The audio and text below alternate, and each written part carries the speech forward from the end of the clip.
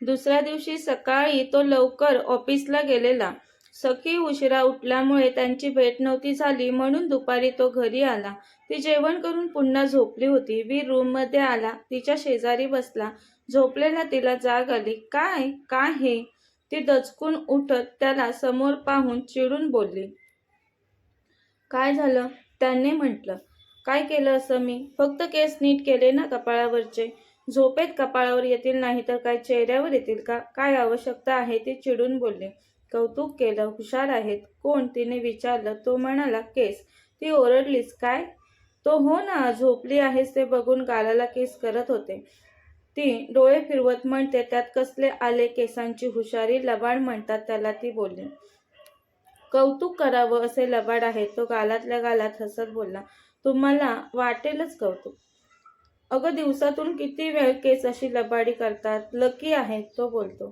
ती कळलं, झोपू द्यात मला, तिने दुर्लक्ष करत म्हटलं. झोपू नये म्हणून तर उठवलं. काय? ती म्हणाली. तयारी कर, आपण बाहेर जातोय फिरायला. उद्या रिटर्न येऊ संध्याकाळी, तो म्हटला. कशाला आता? कालच आलो ना फिरून. ओ मॅडम, तिथे गर्दीत होतो आपण. आज आपण दोघेच जातोय, तो म्हटला. कशाला? काही नको, ती नकार देत म्हणाली. नकार ऐकायची सवय नाही मला, आधीच सांगितलंय. से यस.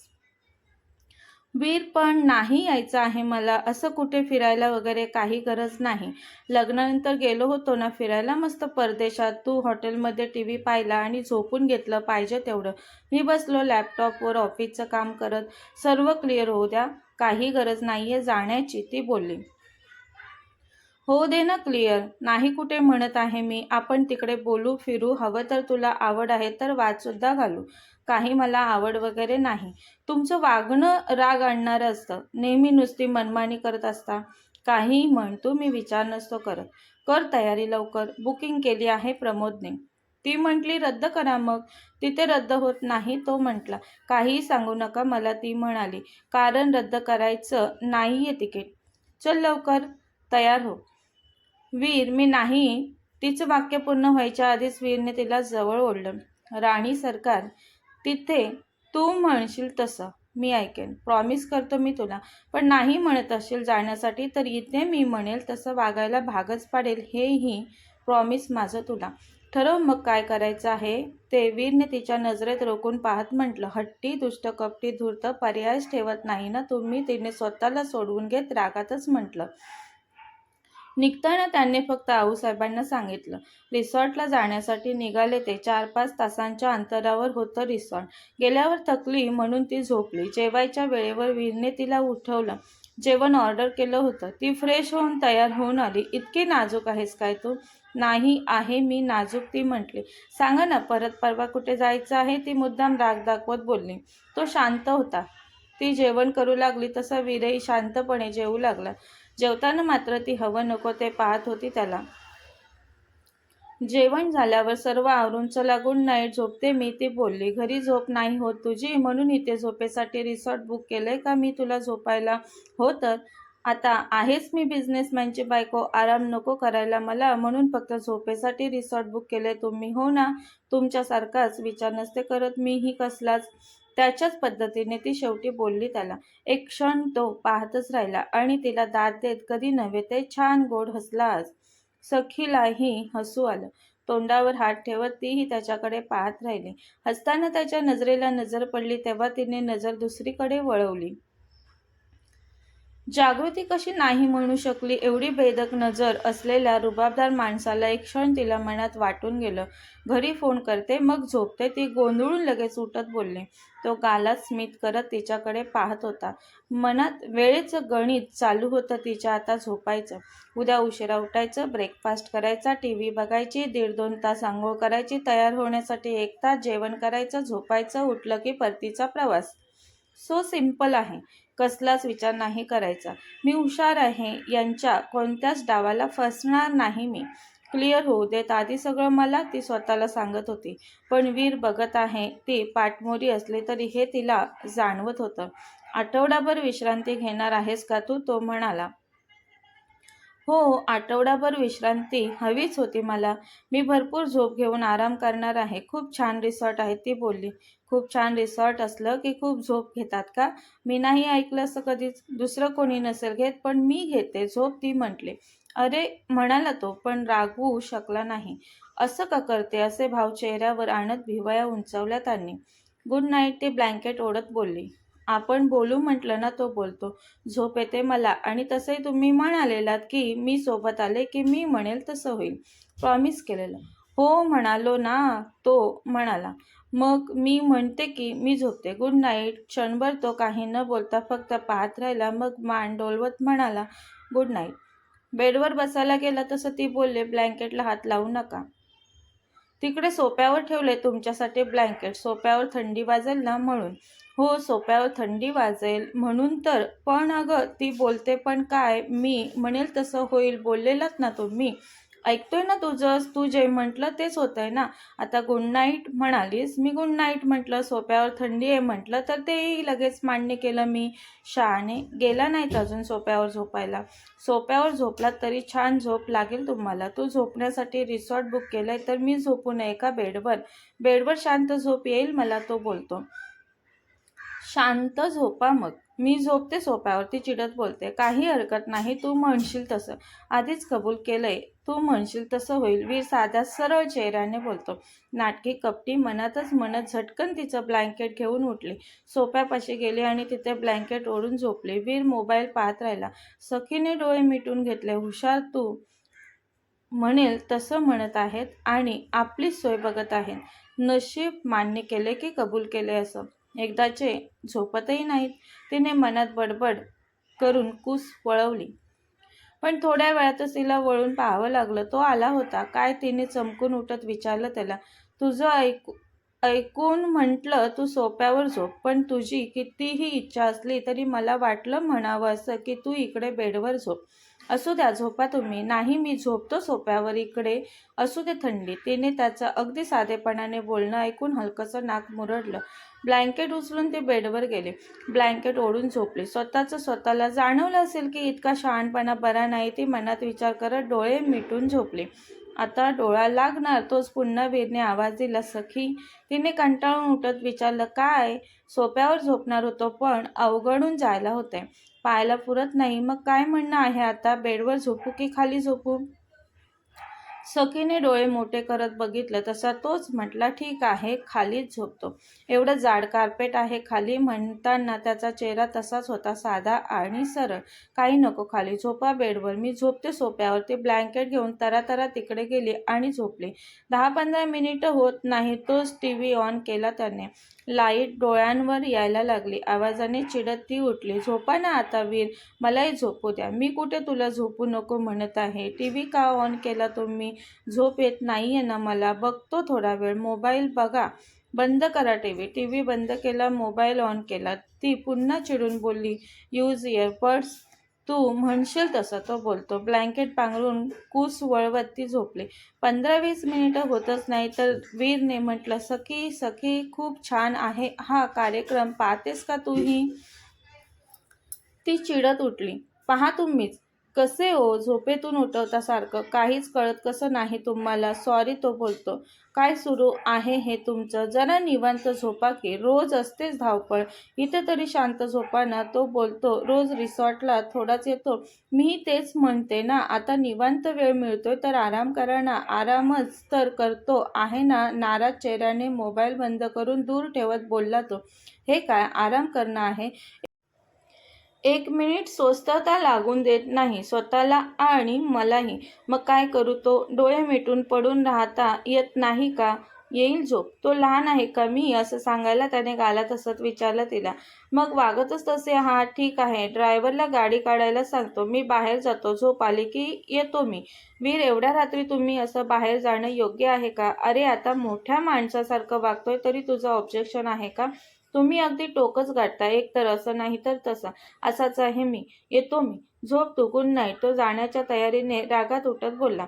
ती उठत त्याच्याकडे येत म्हणाली, काही काय? कुठे रात्री फिरायला जाता? कुठे जाईल मी? मुद्दाम ब्लॅकमेल करायला पाहत आहात का? तिने विचारलं. ब्लॅकमेल कशासाठी? कळत नाही का मला? ती रागात दुसरीकडे पाहत बोलली. कळतं तर एवढ्या सूचना का देत आहेस उगाच? म्हटलं होतं ना तुम्हीच इथे मी म्हणेल तसं. मग तू म्हण ना. वा वा, म्हणजे तुम्हाला जे हवंय ते मी म्हणायचं आणि नंतर तुम्ही म्हणणार की तू म्हटलं तेच होतंय, सखी थक्क होऊन उपरोधिक स्वरात म्हणाली. वीरने गालात हसत तिच्याकडे पाहिलं. म्हटलं ना की क्लिअर होऊ द्या, मला कळू द्या. असं कसं? मी प्रत्येक ऐकू तुमचं? नसेल ऐकायचं तर कुठे जबरदस्ती आहे? झोपेसाठी रिसॉर्ट बुक केले तर झोप की निवांत. मी बाहेर जातो. मला असं एकटीला ठेवून जाणं शोभतं का तुम्हाला? बोलून ती चिडली. क्षणभर तो पाहत राहिला आणि तिला झटकन जवळ ओढत म्हटलं, सांग, बाहेर जाऊयात सोबत आपण दोघे की इथेच जागं राहायचं? तू म्हणशील तसंच होईल. झोपायचं निवांत. आधीच तर म्हटलं मी तुम्हाला, ती म्हणते. तो ते मंजूर नाही मला. आधी ऐकून पाहिलं मी तुझं, पण नाही जमत आता मला. आता या दोनपैकी काय ते सांग. बाहेर जाऊयात, ती म्हटली. तिला तो पर्याय स्वतःच्या दृष्टीने सेफ वाटला आणि खूप डाव खेळला आहे आपण असं वाटलं. मी खूप हुशार आहे असं वाटलं सखीला. पण वीरने छान स्माईल करत अगदी लगेच थँक्स म्हटलं तिला. तेव्हा ती मनातून चकितच झाली. हे कपडे चेंज कर, पण मी आधीच प्रवास केला आहे, पुन्हा नाही जायचं आहे दूर मला. मग जाऊ ना इथेच, छान बोलत बसू. ती काही नको टाळत बोलते. वीर बाहेर गेला. तिने वनपीस आणि त्यावर जॅकेट वेअर केलं. जरा वेळाने वीर आत आला. तिच्याकडे एकटक पाहत असलेल्या त्याच्या नजरेकडे दुर्लक्ष करत तिने विचारलं, निघायचं का? हो चल म्हणत त्याने हात पुढे केला. तिने हात पुढे केला नाही तेव्हा तोच बोलला, तसा माझा हात परमिशन घेत नसतो, पण इथे तू म्हणशील तसं म्हटलं ना, आणि बाहेरही दिसायला व्यवस्थित दिसेल म्हणून मी आय. तिने विचार करत हात पुढे केला. वीरने तिचा हात पकडत तिला जरा जवळ ओढलं. दोघेही बाहेर आले. गाडीत बसले. गाडी धावायला लागली. ती शांतपणे बाहेर बघत होती. घनदाट जंगल लागलं तसं. तिने विचारलं, कुठे जातोय आपण? लेक पाहण्यासाठी, त्याने हळू स्वरात म्हटलं. काळोखात काय दिसणार? ती हळू स्वरात कुजबुजली. डोळ्यांवर पाणी शिंपडले की झोप जाते ना. तुला खूप झोप येते तर अख्खा तलावच दाखवतो मी तुझ्या डोळ्यांना. वीर हसून तिच्याकडे पाहत बोलतो. तिने त्याच्याकडे रागात पाहिलं आणि नजर दुसरीकडे वळवली. तलावापाशी आले तेव्हा तिने बघितलं की तलाव रंगीत लाईटने झगमगला होता. रेस्टॉरंटपाशी गाडी थांबली. वीरच्या सांगण्यावरून आधीच कळवलं होतं. कळवल्याप्रमाणे तलावाच्या काठाच्या बाजूला असणारा टेबल डेकोरेट केला होता. कॅन्डल्सने उजळला होता. आता वीरसोबत ती विस्मित नजरेने समोर तलावाकडे पाहत होती. लेक व्ह्यूचा नजारा तिला मनोमन आवडला, पण चेहऱ्यावर दिसू न देता ती त्याच्यासोबत चालत राहिली. फक्त गेली का झोप? वीरने तिच्याकडे पाहत विचारलं.